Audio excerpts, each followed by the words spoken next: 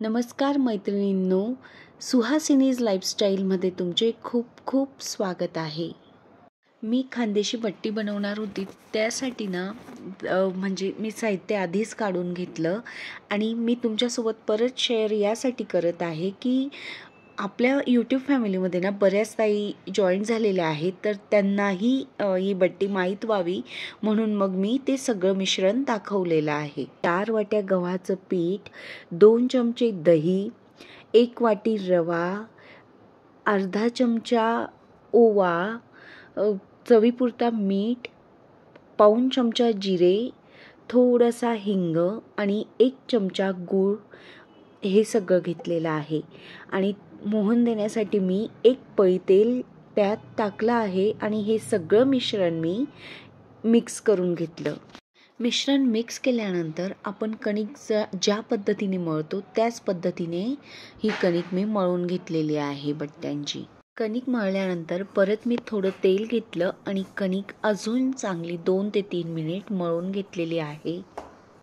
कणिक मळून झाल्यानंतर त्यावरती मी टोपली झाकून दिलेली आहे की जेणेकरून ती कणिक मस्तच मुरून जाईल.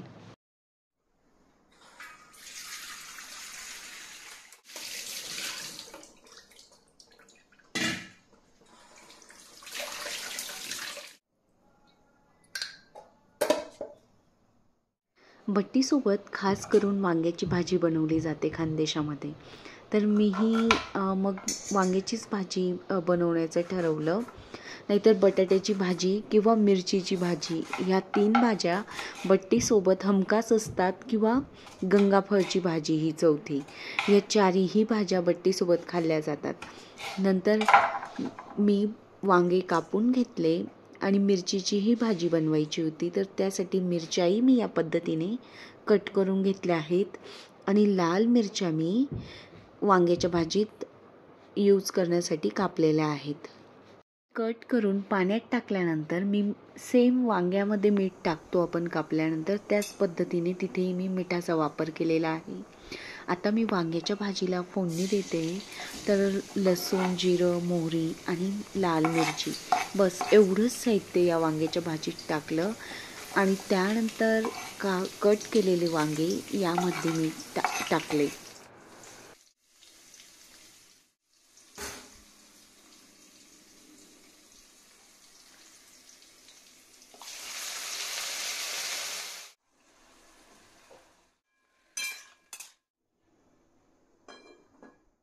वांग्याची भाजी वाफवायला ठेवल्यानंतर दुसरीकडे मी लगेच मिरचीची भाजी करून घेण्याचं ठरवलं. थोडीशी मोहरी टाकली आणि अर्धा चमचा जिरे टाकले, थोडी हळद टाकली. हळद ना अगदी किंचित टाकायची, माझ्याकडून थोडी जास्त टाकल्या गेलेली आणि ह्या हळदला जास्तच कलर आहे, त्यामुळे काय होतं भाजी जरा काळपट दिसते आणि मी तर बऱ्याचदा हळद टाकत पण नाही, पण आज टाकलेली. चिमूटभर हिंग आणि 2 ते 3 पाकळ्या लसणाच्या.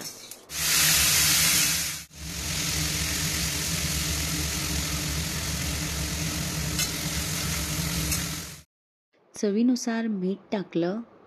मिरच्या थोड्या क्रिस्पी होतात तोपर्यंत चमच्याने मिक्स करत राहायच्या आणि त्यानंतर झाकण ठेवलं तरीही चालतं. भाज्या बनवून झाल्या तोपर्यंत कणिक चांगलीच मुरलेली आहे. परत मी तिला मिक्स करून घेतलेला आहे आणि आता मी बट्ट्या बनवत आहे. माझी बट्ट्या बनवण्याची पद्धत बऱ्याच जणांना माहितीच झाली असेल, तर आता ज्यांनी यापूर्वी बघितलं नसेल तर नक्कीच बघा. या पद्धतीने बट्टी जर बनवली तर बट्टी एकदम फ्लफी होते आणि महत्त्वाचं म्हणजे आपण कुठलाही सोडा वापरत नाही. दह्याचा वापर केल्यामुळे बट्टीला खूप छान लेयर्स तर येतातच या पद्धतीने बट्टी केली तर. आणि महत्त्वाचं म्हणजे सोडा, इनो याचा कुठलाही वापर आपल्याला करावा लागत नाही.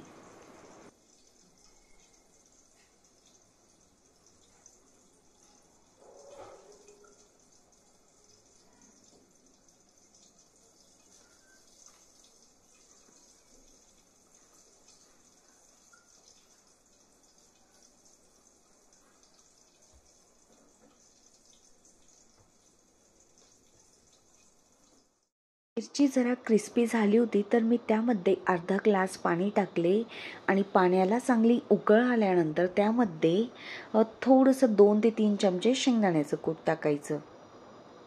या पद्धतीने बट्टी नक्कीच बनवून बघा. तर खूप लेयर्सवाली बट्टी बनते.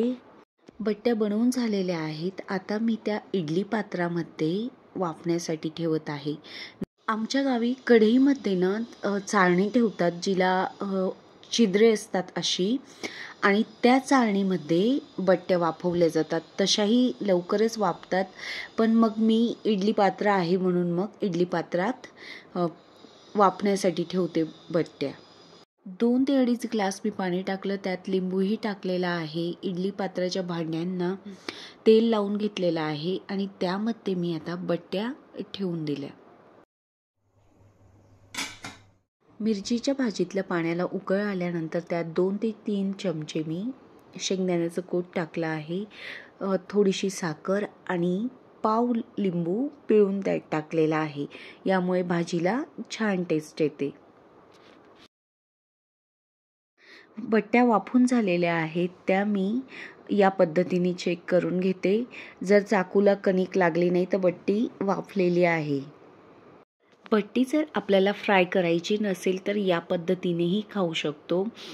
गरम बट्टी घ्यायची आणि तिचे कट करायचे किंवा 2 काप करायचे आणि त्यामध्ये वरून मस्तच असं साजूक तूप टाकायचं. या प्रकाराने पण बट्टी खाल्ली तरीही अतिशय अशी चविष्ट लागते. आणि महत्त्वाचं म्हणजे तेल लागत नाही आपल्याला. जास्त तेलकट पदार्थ आपल्याकडून खाल्ला जात नाही. तर या पद्धतीनेही तुम्ही नक्कीच खाऊन बघा. त्यानंतर दुसऱ्या पद्धतीने आम्ही असंही करतो की बट्टीचे 4 काप करतो आणि त्या सगळ्या बट्ट्यांना शॅलो फ्राय करून घेते. याआधी ज्या मी दाखवलेलं आहे ते डीप फ्राय केलेल्या आहेत बट्ट्या. त्याही अतिशय छान अशा चविष्ट कुरकुरीत लागतात. पण ना काही वेळाने त्या खूप हेवी होतात आणि महत्त्वाचं म्हणजे काही जणांना ॲसिडिटीचाही प्रॉब्लेम होतो. तर शॅलो फ्राय केलेल्या बट्ट्यामुळे ॲसिडिटी होत नाही आणि असं खूप हेवीनेसही येत नाही.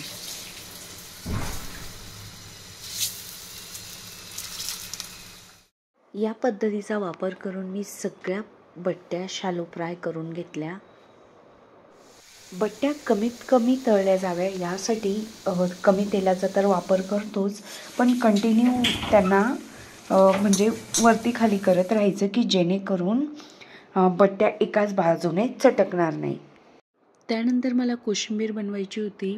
4 ते 5 चमचे दही घेतलं, अर्धी काकडी घेतली, काळं मीठ घेतलं, थोडी साखर, चवीपुरता मीठ, हे सगळं मिश्रण मी मिक्स केलं आणि त्यामध्ये थोडंसंच अगदी पाव चमचा मी तेल घेतलेलं आहे. त्यामध्ये थोडी राई, थोडी जिरे आणि 1 बोर मिरची असते ती टाकून आणि 1 कढीपत्त्याचा पत्ता टाकलेला आहे आणि याची फोडणी मी त्या कोशिंबिरीला दिलेली आहे.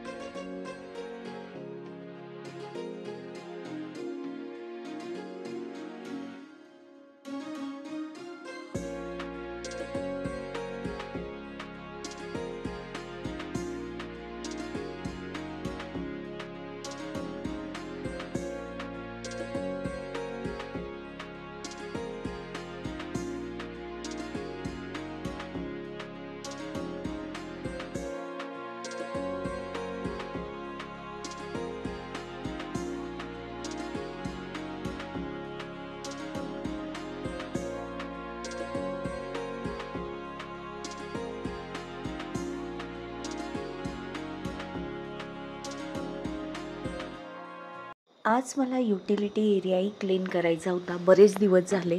रोज तर स्वच्छच केलं जातं युटिलिटी एरिया, पण तो खालच्या खाली स्वच्छ केला जातो.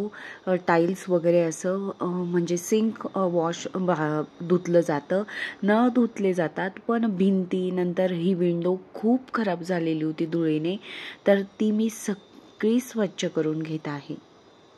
विंडोसाठी मी कपडे धुण्याचं लिक्विडच वापरलेलं आहे. त्यात थोडं पाणी मिक्स केलं आणि ब्रशच्या मदतीने विंडोची जाळी नंतर काच मी स्वच्छ करून घेत आहे. पण ते काच तिकडेच असल्यामुळे ना मला प्रॉपर स्वच्छ करता येत नव्हतं. तुम्ही बघू शकतात किती धूळ खाली पडते. विंडो प्रॉपर स्वच्छ व्हावी म्हणून मी संपूर्ण काच काढून घेतले त्याचे आणि बघू शकतात फारच खराब झालेली आहे. बरेच दिवस झाले विंडो ही क्लीनच केली नव्हती युटिलिटी एरियाची. तर आता मी लिक्विडच्या मदतीने घासून घेत आहे आणि पाणी टाकून प्रॉपर मी विंडो वॉश करून घेते. माझ्याकडे असलेल्या प्लॅन्ट्सला पाणी टाकण्यासाठी जी मी बॉटल वापरते ना, त्याच बॉटलचा वापर मी या पद्धतीसाठी पण केला विंडो वॉश करण्यासाठी. तर कमी पाण्यामध्ये ना विंडो वॉश होत होती महत्त्वाचं म्हणजे. आणि जास्त पाणी टाकलं तर ते बाहेरच्या बाजूने जात होतं. या पद्धतीने पाणी टाकल्यावर ते आमच्याच युटिलिटी एरियामध्ये परत येत होतं. विंडो स्वच्छ झालेली आहे, मस्त चकाचक झालेली आहे. याच युटिलिटी एरियामध्ये काही म्हणजे लिक्विड्स ठेवलेले आहेत मी. तर जे डेली लागतात ना ते इथे ठेवते आणि बाथरूममध्येही असतात बाकीचे. पण एक्स्ट्राचे किंवा म्हणजे लागतातच रोज ते मी प्रॉपर ह्या जागेवर ठेवते. हा जो काचेचा म्हणजे कडप्पा आहे ना, तर तो शेल्फ तर ते मी किचनमध्ये लावण्यासाठी आणलं होतं. पण माझ्या मिस्टरांनी ते मला लावू दिलं नव्हतं की किती लावते असं म्हणून. हे ग्लास ठेवण्यासाठी स्पेशली माठाजवळ मी आणलं होतं. मग आता ते कुठे लावायचं म्हणून मी युटिलिटी एरियामध्ये लावून घेतलेलं आहे. तर त्याचाही मला चांगलाच फायदा होतो. इकडे लाईटचं स्विच आहे म्हणून मग मी ह्या काचेला म्हणजे आपल्या हँडवॉशनेच घासून घेतलं आणि ओल्या कापडाने पुसून घेत आहे. तिथली भिंतही मी त्याच पद्धतीचा वापर करून घासून आणि पुसून घेतलेली आहे की जेणेकरून त्या स्विचमध्ये पाणी जाऊ नये म्हणून. नळही मी हँडवॉशनेच स्वच्छ करून घेतले. हँडवॉशनं जरा माइल्ड असतं आणि ते हातांना ना म्हणजे कुठलीही इजा करत नाही. म्हणून मग मी नळ स्वच्छ करताना हँडवॉशचा वापर करते डेली. आणि खूप डीप क्लीन करायचं असेल तर CIF लिक्विड आहे, ते तुम्ही बऱ्याचदा मागच्या व्हिडिओमध्ये बघितलं असेल, त्याचा वापर करते. त्याच्यामुळे ना खूप शायनिंग येते नळांना. जर बोरिंगचं पाणी वगैरे वापरलं जातं ना तर तिथे म्हणजे हँडवॉश लिक्विड आपल्या लिक्विडचा काही वापर होत नाही, हँडवॉशने निघत नाही ते नळ. तर CIF लिक्विडचा वापर करायचा की नळ एकदम चकाचक होतात. वॉशिंग मशीनचा जो भाग आहे ना तो उंच केलेला आहे. तर तोही मी कोपरा घासून घेतला कारण की नेमकं प्रॉपर फ्लॅट जागा घासली जाते पण कोपरे घासायचे आपल्याकडून राहून जातात. म्हणून मग मी तो कोपराही स्वच्छ करून घेतलेला आहे. आता हा शेल्फ बऱ्यापैकी खाली झाला होता आणि तुम्हाला ज्या किचन सिंकच्या खालचे लिक्विड होते ना तेही मी आणून इकडे ठेवून दिलेले की जेणेकरून ती जागाही जरा सुटसुटीत आणि मोकळी होईल. आणि बाजूलाच मशीनच्या बाजूला ना मी डांबर गोळी टाकलेली आहे की जेणेकरून वास येऊ नये म्हणून. या लिक्विड्समध्ये हार्पिक आहे व्हाईट आणि ब्ल्यू, नंतर आला आहे, डेटॉल आहे, कपड्यांचं लिक्विड आहे, घर पुसण्याचं लिक्विड आहे, इसेन्शियल ऑइल आहे. मी झाडांना जे लिक्विड म्हणजे नीम ऑइल मारते ना तर ते आहे. परत नीळ आहे. असं बरेच प्रकार, चिमणी ज्या लिक्विडने मी क्लीन करते, ऑल क्लीन, कोलिन आहे. असे बरेच प्रकारचे लिक्विड्स इथे मी आता ठेवून दिलेले आहेत. हा ब्रश जो मी बाथरूम घासते ना तो गालाचा आहे. तर त्याच्याने ना उभं राहून ना मस्तच घासता येतं. फक्त एकाच दिशेने हा ब्रश वापरायचा असतो, नाहीतर तो सारखा ना म्हणजे इकडे तिकडे हालत असतो. तर तसं न करताना जर आपण वरच्या भिंती घासत असणार तर एकाच दिशेने त्याला यूज करायचा असतो. जर सारखं कंटिन्यू आपण त्याचे वेगवेगळे म्हणजे सरळ न घासता वेगवेगळ्या ठिकाणी जर फिरवला तर तो थोडा वाकून जातो. म्हणून मग जर तुमच्याकडे असेल तर नक्कीच त्याचा असा वापर करा. अशा प्रकारे युटिलिटी संपूर्ण स्वच्छ करून झालेली आहे. कुठलीही गोष्ट स्वच्छ केली ना तर मस्तच वाटतं आपल्याला. तुम्हाला आजचा व्हिडिओ कसा वाटला ते मला नक्की सांगा. डस्टबिन, सूप सगळं मी स्वच्छ करून घेतलेलं आहे. परत भेटूया अशाच नवीन व्हिडिओसोबत.